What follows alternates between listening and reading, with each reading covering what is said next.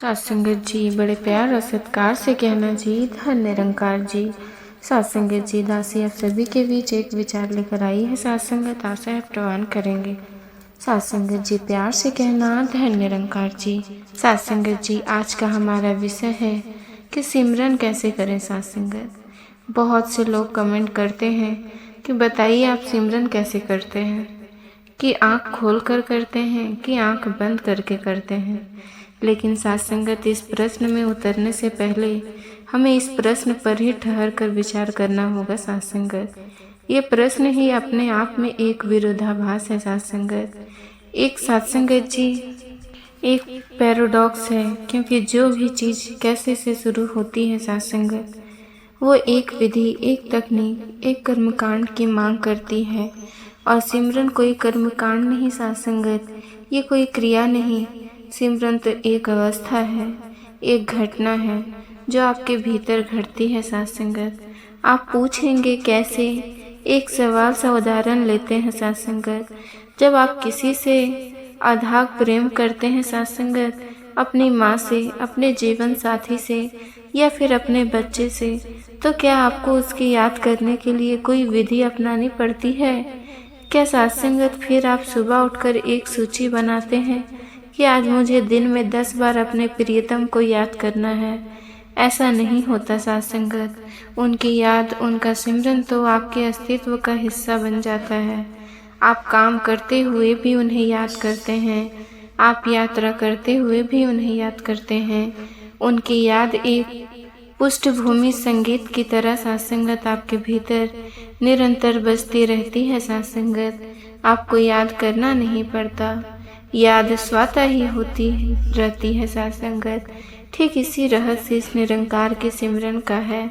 सिमरन का अर्थ है सत्संगत, सिमरन और सिमरन प्रेम की छाया है।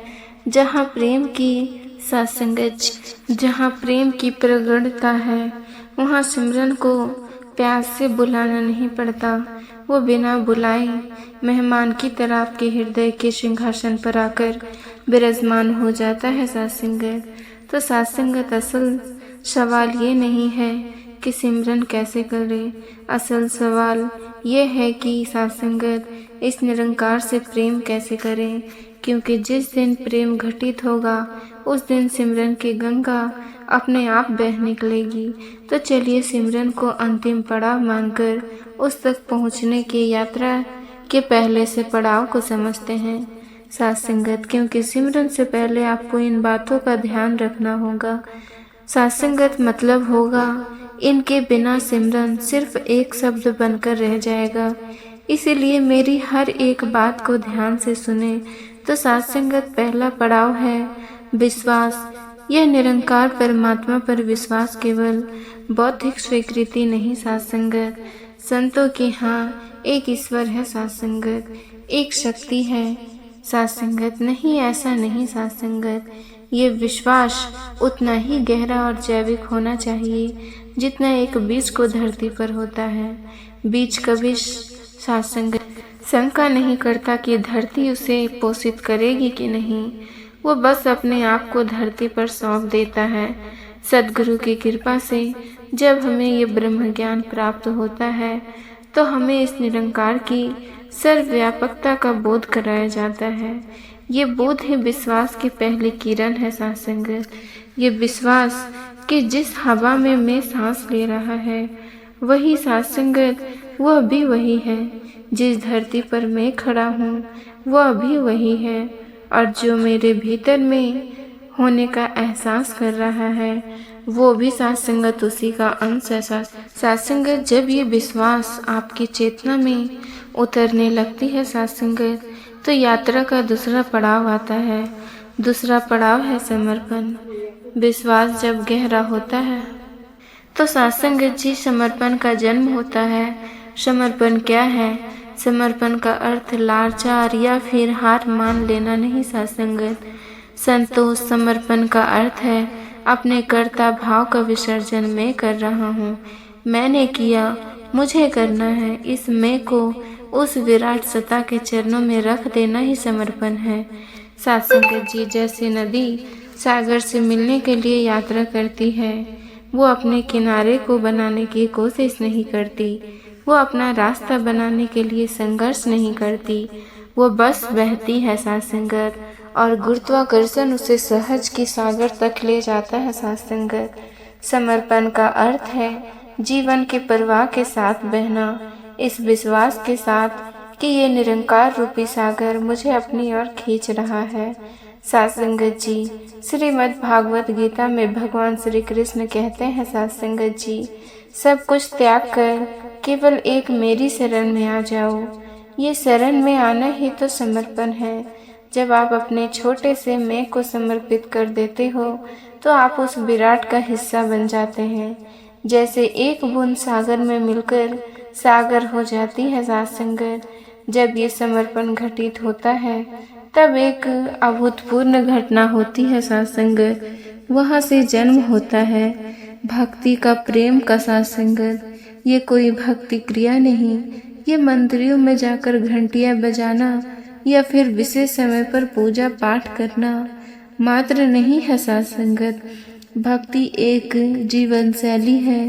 जब आप अपना पूरी जिंदगी साथ संगत परमात्मा को समर्पित कर देते हैं तो आपका पूरा अस्तित्व ही प्रार्थना बन जाता है।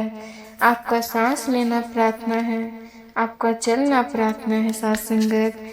आपका हर कर्म उस निरंकार को एक भेंट बन जाता है। फिर आप भक्ति करते नहीं साथ संगत, आप भक्त हो जाते हैं साथ संगत जी। 24 घंटे जैसे कबीर ने कहा, लाली मेरे लाल की जीत देखो तीत, लाल लाली देखन में गई मैं भी हो गई लाल। सत्संगत, जब आप हर जगह उस निरंकार के रंग को देखने लगते हैं तो आप खुद भी उसी रंग में रंग जाते हैं सत्संगत। यही भक्ति की पराकाष्ठता है, यही प्रेम का शिखर है। और जब कोई इस प्रेम के शिखर पर पहुंचता है तब सिमरन करना ही पड़ता है सत्संगत। तब सिमरन एक श्वास की तरह, एक धड़कन की तरह आपके भीतर अखंड रूप से चलने लगता है सत्संगत। अब प्रश्न ये उठता है कि जब ये अवस्था घटित होती है, जब प्रेम अपनी पराकाष्ठता पर होता है, तब सिमरन ही सिमरन की सत्संगत इस धारा कैसे अखंड बहती है, ये होता है कैसे? क्या ये एक मानसिक चाप है या फिर उससे भी कुछ कह रहा है सत्संगत? इसे समझने के लिए हमें करने और होने को भेद समझना होगा सत्संगत।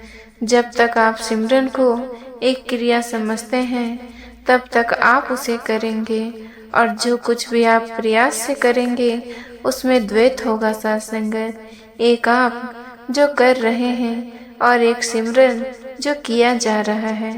इस करने में तनाव है, प्रयास है, और जब प्रयास थक जाएगा तो क्रिया रुक जाएगी सत्संगत।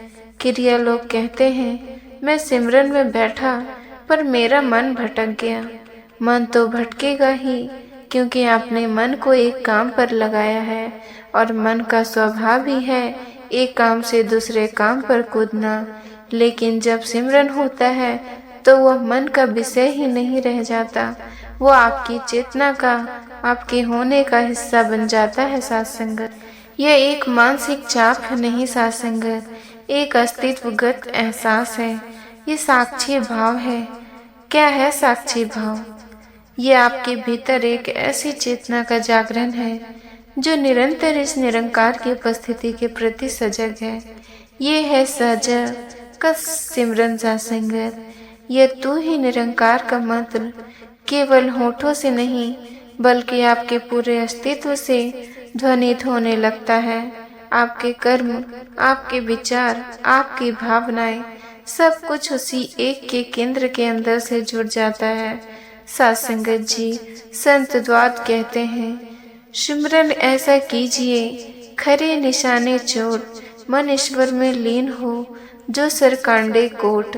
सत्संगत जी, सिमरन ऐसा हो जो सीधा निशाने पर लगे, मन ईश्वर में ऐसे विलीन हो जाए जैसे एक छोटा सा सरकंडा जो सत्संगत घास में बड़े से झुंड में छुपकर अदृश्य हो जाता है। आपका छोटा मैं सत्संगत, आपका मन उस विराट निरंकार में विलीन हो जाता है। फिर कौन करेगा सिमरन, करने वाला तो बचा ही नहीं। विलीन हो गया साथ संगत। बस सिमरन होता है एक अखंड धुन की तरह होता है, एक मौन संगीत की तरह होता है, जो आपकी आत्मा के भीतर 24 घंटे बजा रहता है साथ संगत। तो साथ संगत सार ये है कि सिमरन को करने की कोशिश मत कीजिए। सिमरन के लिए जो आवश्यकता भूमि है उसे तैयार कीजिए। विश्वास का बीज बोइए, समर्पण के जल से उसे सींचिए, कृतज्ञता और सेवा की धूप दीजिए। फिर प्रेम का पौधा अपने आप उगेगा और उस पर सिमरन का फूल स्वतः ही खिल जाएगा साथ संगत। वो ऐसा फूल होगा जिसकी सुगंध आपके पूरे जीवन को, आपके पूरे अस्तित्व को महका देगी। फिर आपको पूछना नहीं पड़ेगा कि सिमरन कैसे करें। साथ संगत जी एक चलता फिरता जीता जागता सिमरन बन जाएंगे साथ संगत। साथ संगत जी प्यार से कहना धन निरंकार जी। साथ संगत जी आप जी को ये विचार पसंद आया हो तो चैनल को सब्सक्राइब जरूर कीजिएगा। साथ संगत जी बड़े प्यार से कहना धन निरंकार जी।